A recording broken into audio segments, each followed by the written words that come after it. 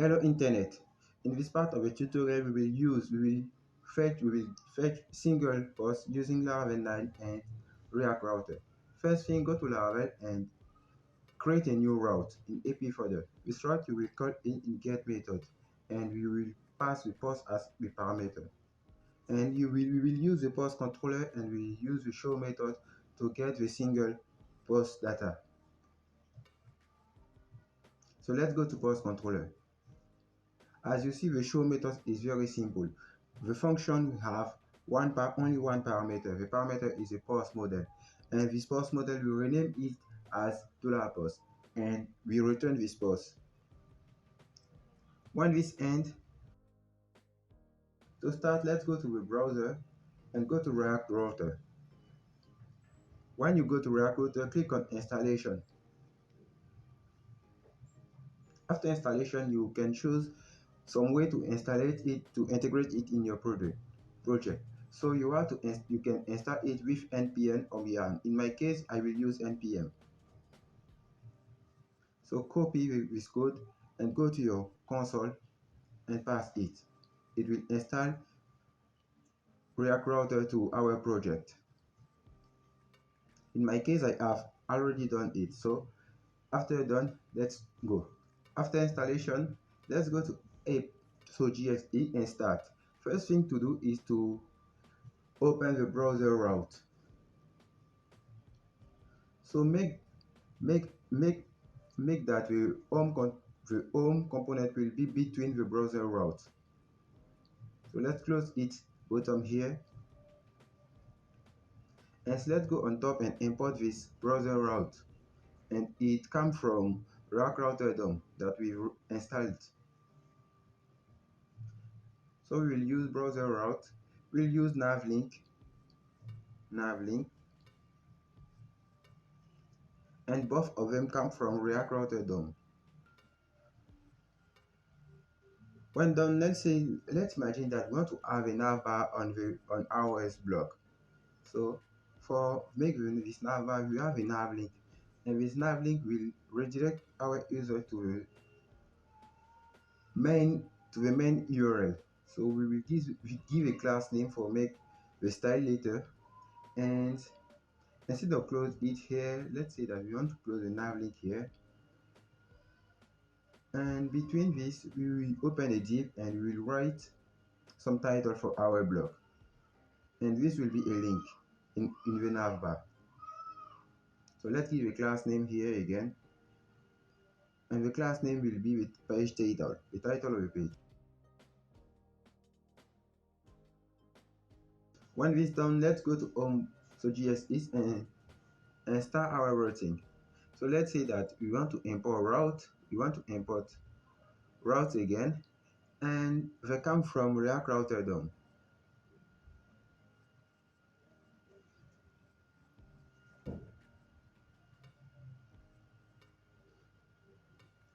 Instead of return a empty thing, let's return the router,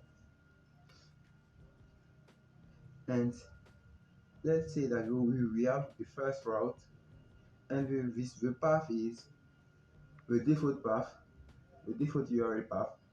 And for this path, we will use some elements, and the element that we want to appear when we go on this path are the list and the form. So let's open an empty bracket and add them. Let's duplicate this line one more time, and for the second route, we want to get the single post, and for this we will pass the ID as parameter. So let's go to the view and create a single folder. After this, let's create a single file for get the single data. Let's import React from React. Let's add the basic information of the single component. Let's return an empty outlet, and let's write something, and here let's write single data.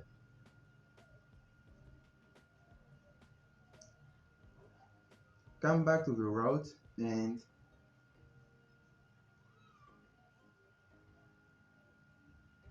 change the list and the form, and here we want to get only the single component.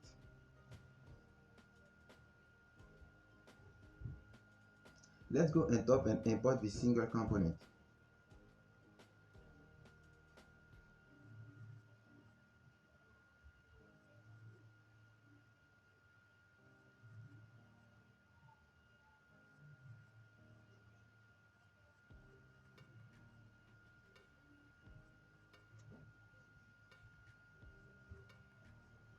When gone, let's come back to the single data, and here let's export it by default.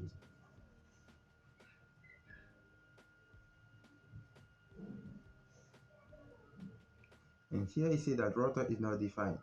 Let's refresh and come back here. Here is not router, is a route with a S. Let's add the S and go to browser. All working well, perfect. Next thing, let's go to a list, and let's say that you want to have some link on the title. Let's import here a nav link.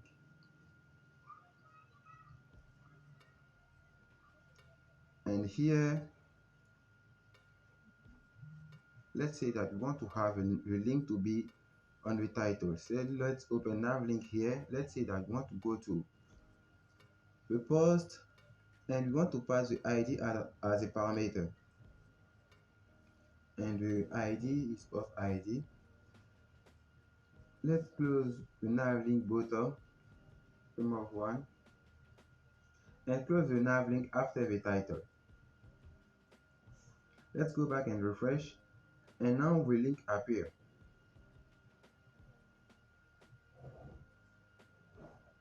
If we click on this, we go to a single data page.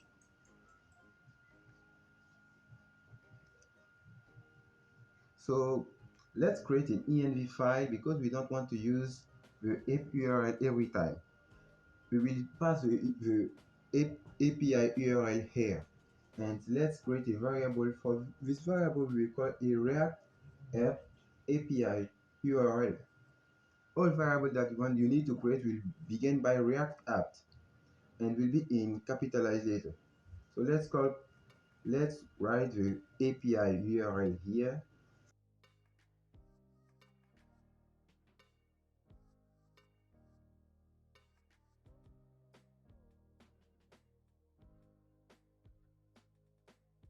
After creating, let's come back here and remove the const API URL. We will not use it. We will use the variable in the env file.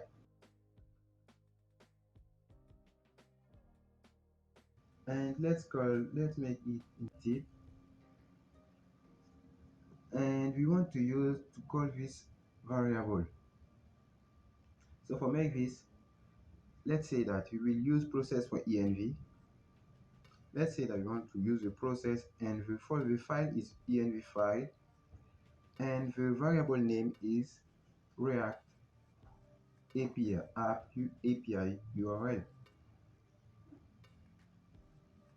Let's go to see if I haven't made some errors. So it's the same. And after, let's add the, the post because it was here. And I think all working well. It's the same thing. Let's go to a single view and import link and import use params. Because when we click on this, we go to this page with some parameters. And we want to get source parameter from React Router DOM.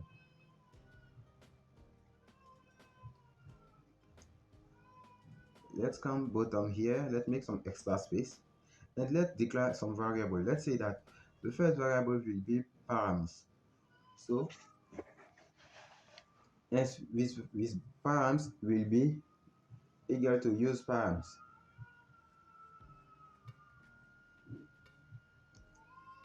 And let's create some method. Let's create some state for our post. And let's say that we want to use the state, and by default the state will be an empty object, because when we return post from the database, we return it as an object, not an array. So we don't need to make a map method to get it. We will call only the object on doc, and we want to get the property. So let's create a method to get the post. Let's add a comment. So here is forget the current post or the selected post if you want. Let's create this method, and this method will be the get post method. It will be an async method. We will take in parameter the post ID. And let's call Axios here. But before this, let's call the await method because we use async. The URL is get, and we'll use the same thing that we use for the list. We'll use the process.env instead of call API URL. So let's call the URL that we create in the env file. And the URL after this, the URL will be here. We want to get the post. It needs to be the same in Laravel routing. So when this is done, let's say that we want to have some result, and this result will be in this res variable, and we want to set the post. We want to set the post variable. We want to store the data in the post variable, and let's write a catch if we get some errors. We want to make a console, and let's say console.error for error.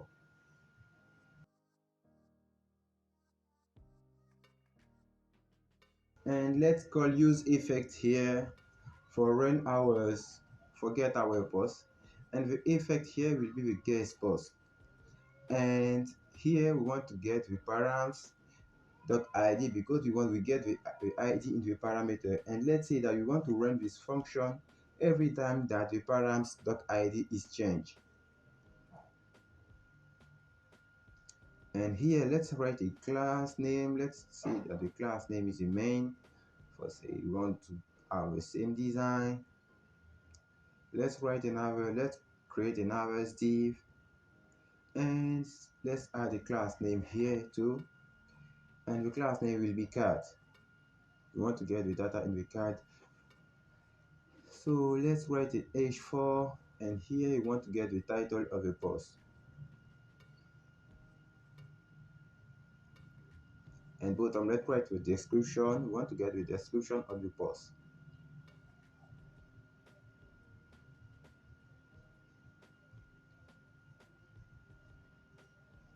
Perfect. I think that all are doing well.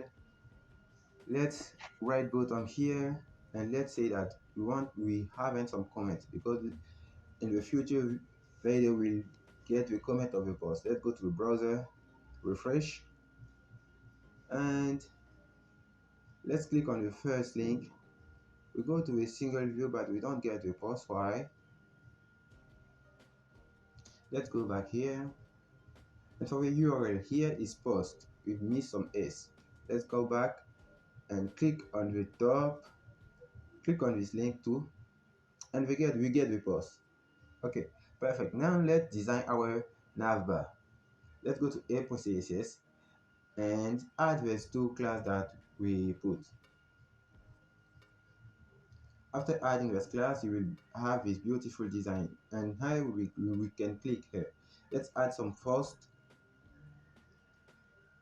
So let's add a new description. Let's click save post, and when we click save post, the fields are not empty. It's not good. After you click on this, if you go to the database, we need to clean the field. Let's go to the form, so gxx, and when the query is running well in the then method, let's say that we want to have a title to be empty and the description to be empty.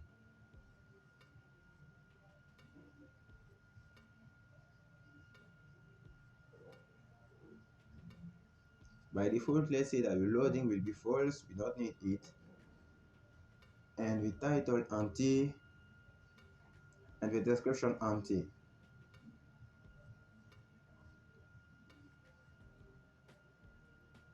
And on top here, let's say that the loading will be true.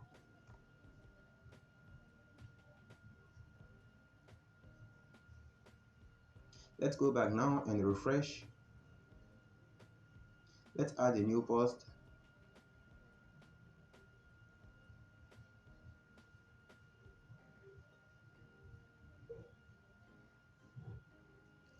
And let's click on save post. Refresh, and here we get the post and the field are clean. Perfect.